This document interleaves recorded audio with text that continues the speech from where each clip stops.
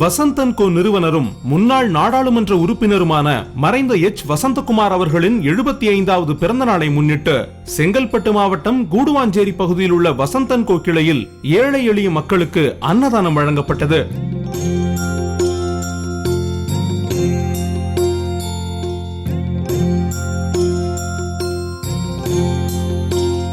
Doctor Manoj அவர்களின் ஏற்பாட்டில் நடைபெற்ற இந்த நிகழ்ச்சியில் 250க்கும் மேற்பட்ட பொதுமக்களுக்கு அன்னதானம் வழங்கப்பட்டது.